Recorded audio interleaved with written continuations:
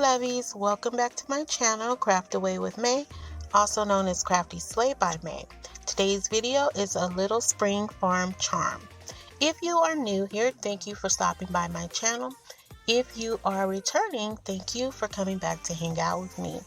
If you like the content here, I hope you consider liking and subscribing and hitting the notification bell just to know every time I upload a video. I have 3 very simple and cute DIYs which can be displayed inside your home or outside on a porch or in your backyard. The other one is not really considered a craft, but well, I guess technically I have 4. But the 4th one is not really considered a craft. It's more of a do-over. But you'll see that as we go along in the video. So we're going to start with the first project, and it's going to be these mason jars here. I have the galvanized one from Dollar Tree, a smaller one at about 12 inches. I ordered off of Amazon in a pack of 6. The larger one is from Hobby Lobby, and it comes in about 17 inches. I will be using different products throughout this project from all our favorite crafting stores. So just know that something may have came from the Dollar Tree, Wal-Mart, Target, Michael's, Hobby Lobby, my personal favorite, Daiso. But yeah, just know it's a little bit from everywhere.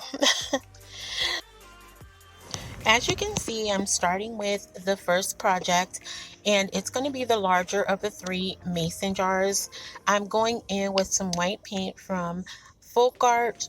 It is their chalk paint, and I'm just going in with a good 2 coats of that. I did the same for the top, but it's going to be in the color black, as you can obviously see.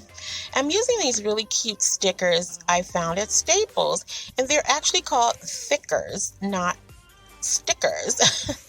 And I thought that was really cute, but they are actually burlap stickers, so they're really chunky, and I got 2 packs. So one was black, and they were foam like material, so I just really thought they were cute. I'm really surprised to see them at Staples. Kind of surprised and kind of not. Like I never really go in there to check out their like school section or craft section. I was just going in to pick up some supplies and happened to just stumble down that aisle, and so I was really surprised and happy with what I saw there. And they had some really good selections, but out of everything, I got a poster board from there. I'll be sharing with you guys that it was super cute. And like I said, these stickers. But I'm just going in. I had some little wooden rounds that I purchased off of Amazon, and they're about 1.5 inches long. And I'm here just weeding out the sections of these letters, as you can see, for the parts that did not cut out all the way. And so yeah, as I was going along, because me being me was rushing along and totally forgot about the end, and I was like, yeah, sprig is not gonna work here, May. So I just went in, easy fix, you guys. We always do that. Just you just want to get your project done and move on to the next one sometimes, and that's pretty much what happened here. So I just went in, I fixed that, added the end, and here I was trying to make a decision. Do I want to use this bead garland, which I think is really cute, that I found at Hobby Lobby, or did I want to go with the jute twine? And ultimately I chose the jute twine, and part of me wished I had went with the beads. It's just that I don't know where my mind was going with this. I had a vision, and I wasn't sure of what direction I wanted to go in. So basically what I wanted to do here is create a basket or a satchel or sack attached to this mason jar, because it is really massive, you guys. And it has it's just a big, beautiful canvas to work with. And so I was just trying to think of something out of the box that I've never really seen before. And so I thought, why not take this? I don't know if it's considered buffalo check or gingham, this print of cloth, but either way, I found this at Daiso, and I knew I wanted this color to go on there. And so I just decided, I'm just going to go ahead and go for it and just see what happens. It is a project that can easily be fixed if it doesn't work out, right? So I just go in with my my Gorilla Glue, and I just make a square kind of design without the top part of the square, basically. And I'm folding in the fabric here. And yes, as I was going through this, I thought about it like, yeah, I could have probably cut this down some. But again, I didn't know how big I wanted my little pouch to be. And so I was like, you know what? This is an easy fix. So if I needed to cut that cloth down and start over, I could easily do that without ruining the whole piece of fabric. So I'm just going in, clamping that down, because as I said, I use my Gorilla Glue, and it only takes a few minutes for it to adhere. So I just was doing that while I start playing around with the front. And I just used a few clamps that I got at Dollar Tree. So here I'm kind of fluffing it out just to see how big it's going to be, just to get an idea, because I really wanted that pouch look, like a little sack look to it. So here I'm just prepping the flowers. I didn't clip off the stem of them. I did some clipping, but not a whole lot. I'm going to go in and I'm going to stuff it with some of this wrapping paper that I got from Dollar Tree. And here I'm just laying it out, you guys, taking a look at it. And, it wasn't what I thought it was going to be, but I do switch it around. Of course, I wouldn't be me if I didn't, switch it around at the end after everything was off. But, I just put that to the side. I came back and thought about it some more later. And here I'm just playing around with the lettering, just kind of see how I want it. And basically I just end up doing it pretty much like you see here. I just switch it around a little bit to make it more even, but for the most part, I just did kind of the up and down motion. If there's a word for that, tell me what it is. I don't know. Right now it's going to be up and down motion, but you guys get the gist of what I'm talking about, right? Right. We're all crafters here. If there's ever going to be any crafters here with me. Oh my goodness. I'm sure there will one day.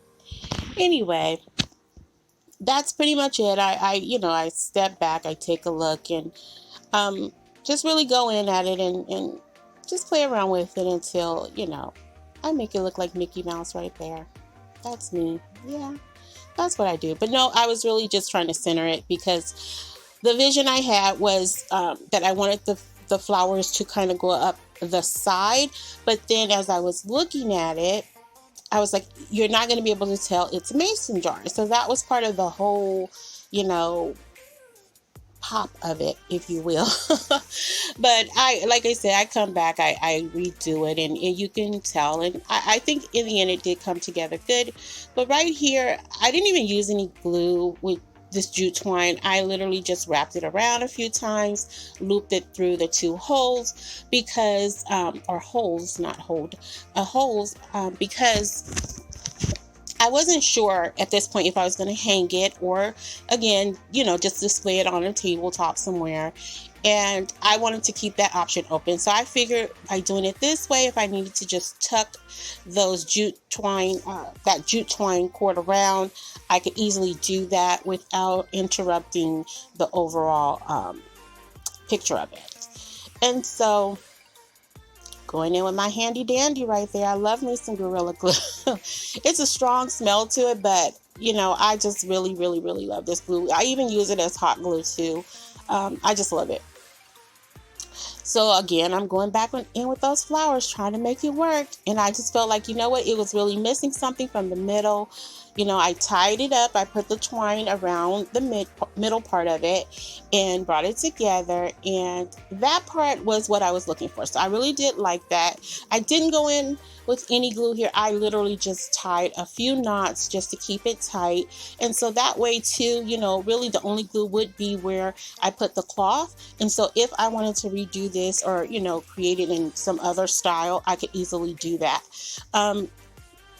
But what I added here too was some of the reindeer moss. It's actually the spring colors of reindeer moss. And I just tucked that in there. And then I went in with some butterflies. And I was just like, oh my goodness, this is looking so darling right now, So I just placed a few of those butterflies on there. And I decided also to use some stickers I had on hand, and they were like in a pinkish color, little flowers, and then it had a very cute, the saying, time flies when you're having fun. And I thought that was very suitable for this piece of art. I thought that was really cute, especially with the butterflies there. So I'm super excited for you guys to see it in the end, but hopefully you get an idea of what it looks like right here. And it's such a cute and just light piece to me. So here I'm going in with a smaller wooden mason jar. I actually ended up not using the galvanized one because initially I wanted to do kind of a layer thing, to make it look like it was just expanding out. But I don't know. I when I laid it out, I didn't really care for it, but maybe it'll be something I'll revisit at another time. So here I go in with the same colors, the black and white. On here I am using some lavender vinyl, Cricut Joy vinyl. And all it says is, "Hello, beautiful spring." We look around, we see all the beautiful colors, and that just comes to mind. So I found this darling little hat at Hobby Lobby, and they came in 2 different sizes. It's a little sun hat, as you can see. And I thought, oh my goodness, how cute is this? And I didn't know what I was going to use it for. But when I started here on this project, I completely, just saw it. I could really envision it here. And I'm so glad I followed that thought. And here I'm just going in with some half beads. I don't know the exact size of them, but if you have half beads, if you decide to do this, match them up to your liking, And here they were like probably the medium sized ones, because I have some jumbo ones, some large ones, and then I consider, some small and medium ones. And then I have some teeny tiny ones as well. So just play around with it. And if it looks suitable for your piece, go with it. And here I just placed that little sun hat right in the middle. I put the bow on there. It wasn't a special kind of bow. I just, wrapped it around, glued it together, let it sit for a second, and popped it on the hat just to make it look like it was tied into the mason jar. And so here I'm just putting 4 little dots around the word to make it appear as if it was maybe like a plaque or something that you put on there. So afterwards, I thought I should have put maybe like a piece of plastic covering over it to make that effect, but in the end it still came out pretty cute to me. So here's the piece, you guys, where I was telling you where it wasn't really a craft per se. It was just me amping this little house up a bit. And I got this house from Michael's right after Christmas. I got a really good deal on it. I got 2. Actually, this is the smaller of the 2 that I got. And this one was only $3 and the larger one was $4. So it was really a good deal, and I could not pass them up. Like I didn't know what I was going to use them for because I don't have a ton of display space in my home. So, it is something, if I do put it up, I can transition it out with each season or, whatever, because it's basically a candle holder.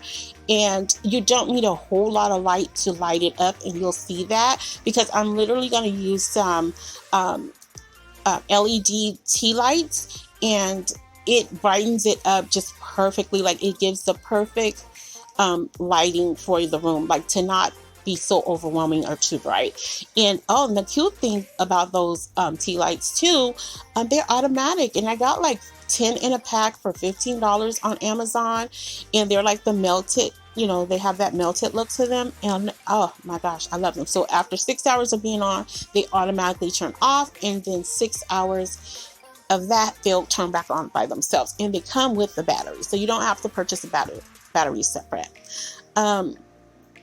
But here all I'm doing is I took some of my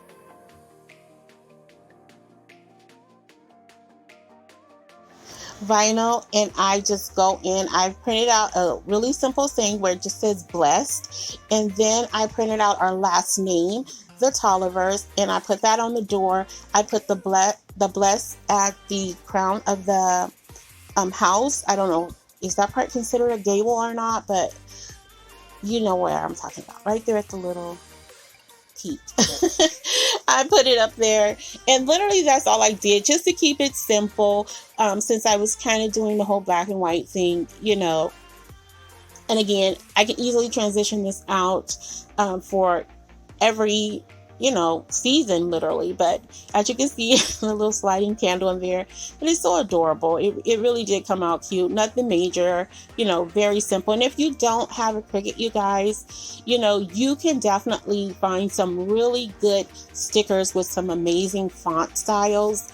And just really, amp up your projects. And I'm thinking of doing a certain type of tutorial to show you guys certain ways where you can use different materials to accomplish certain looks if you don't have certain type of machinery and gadgets and all that stuff. So I'm working on putting something together for that, just so people can see, because I was that person too who didn't have everything readily at their fingertips, and just over time I was able to get the things that I needed.